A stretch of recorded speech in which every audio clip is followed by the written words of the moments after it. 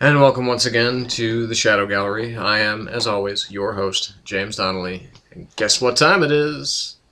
Check your watches, check your clocks, check your phones, check anything you need to. Actually, you know what? Fuck all that, because it's time for new comics, bitches!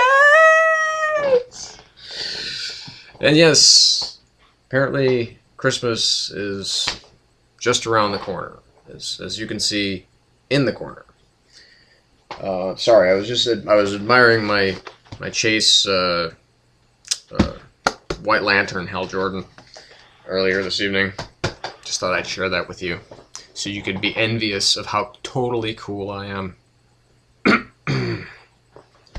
Sorry, something stuck in the throat there. So this is probably going to be a pretty short session, considering there wasn't much that came out this week. But there might be a little bit of a retrospective here, kind of a feel, because we're going to do some stuff that came out earlier. So let's get right to it. Okay. So let's talk about Ultimate Comics, The Ultimates, number 4. I really, really enjoy this comic.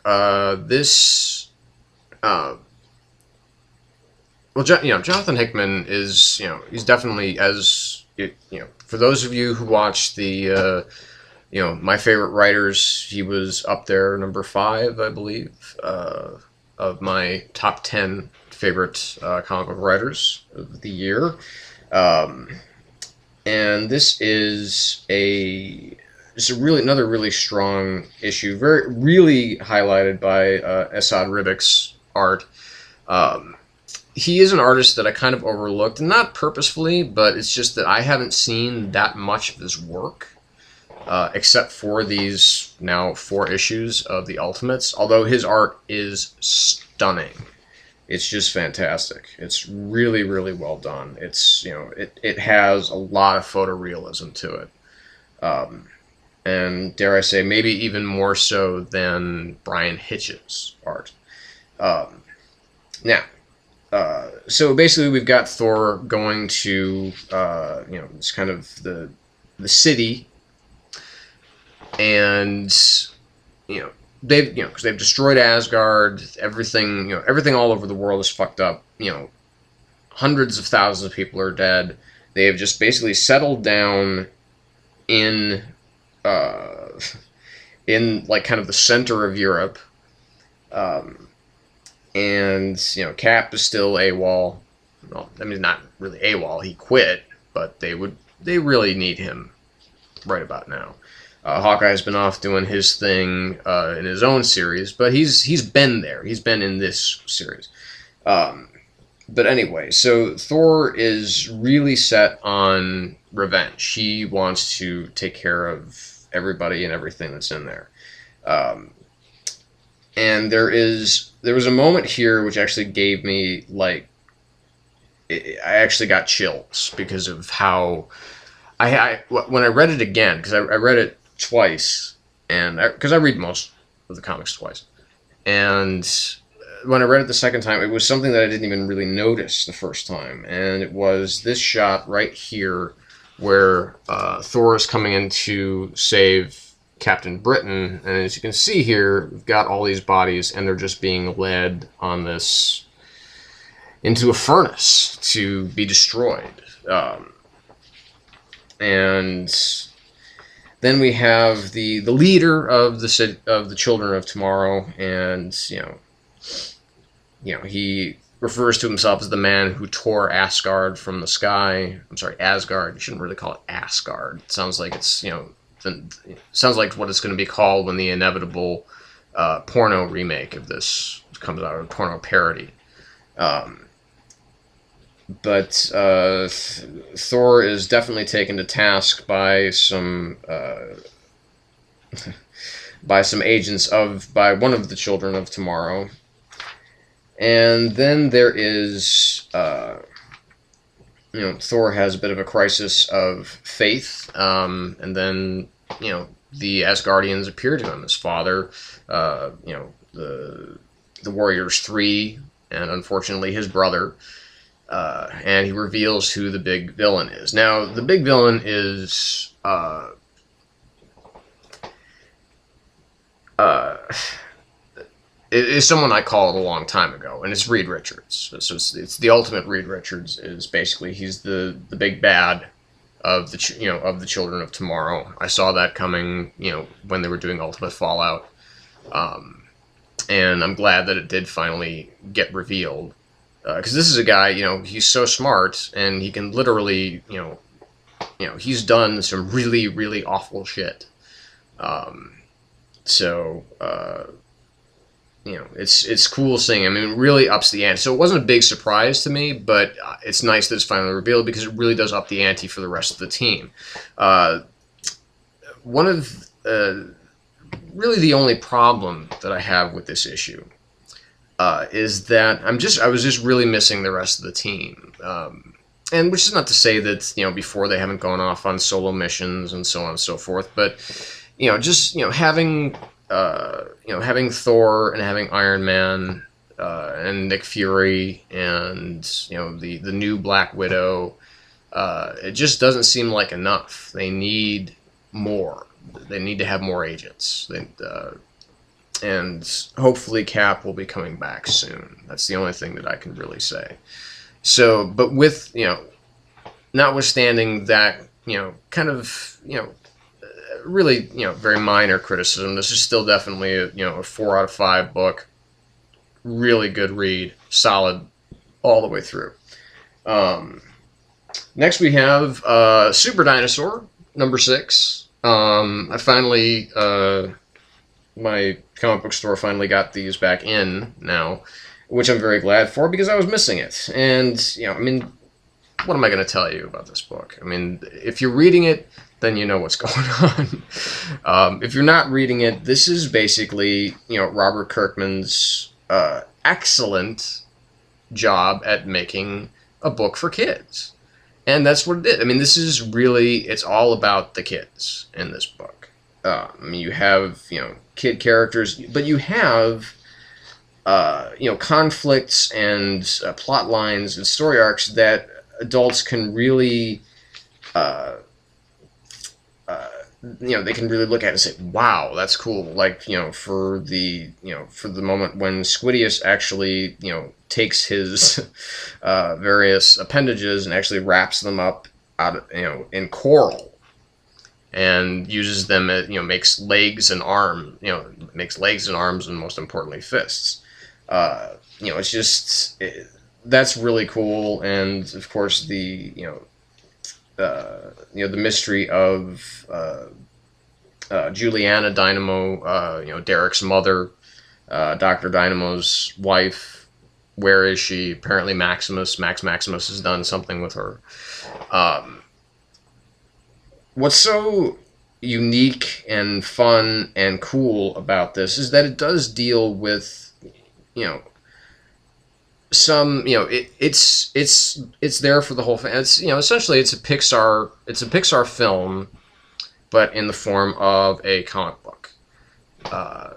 Because it's smart enough to appeal to adults and fans of comics, but it's also fun enough to keep the kids interested, and it never really, never dumbs it down. You never feel like, oh, well, I, feel like I've just wasted time because I've read this kid's comic.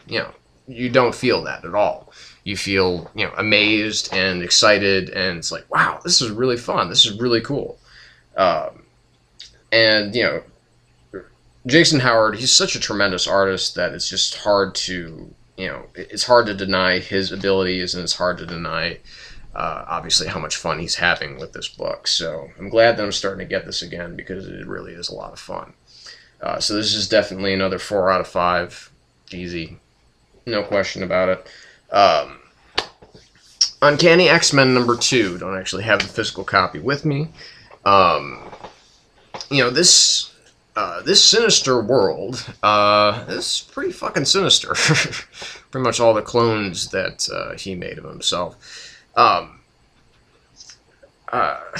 not terribly familiar with what's going on with some of the team here, though, as far as like Colossus and Magic, and it's like I know you know, through like the events of Schism and through, you know, some of the recent, you know, like the recent stuff that I want to say it was Chris Yost that was writing. I believe it was Chris Yost that was just doing X-Men, just the comic called X-Men. And I was getting really excited about that, and you know, Jason Aaron's, you know, great Wolverine and X-Men. You know, this is on a very different level than, you know, because you really, I mean, in my opinion, there are two X-Men comics out there. There's Wolverine and the X-Men and Uncanny X-Men. I know that there's 12 other titles or whatever because it's the X universe. But you know, it's like, I don't know why, you know, obviously with Fear itself, I mean, there's something to do with Colossus and the Juggernaut, and that, you know, he uses his helmet, and I don't know what happened to, you know, Colossus's hair. Does he ever even turn human anymore? I don't know. You know, Hope, I'm not familiar with her character, like, at all, because I tend to avoid anything that has Cable in it. And that's more of a personal choice rather than a storytelling one.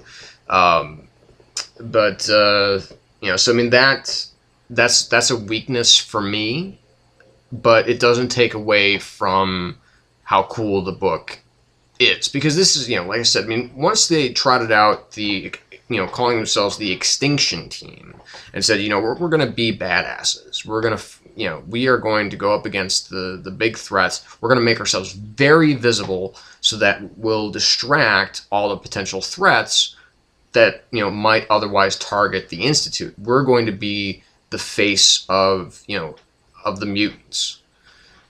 So if anybody wants to take us on, you know, we're right here.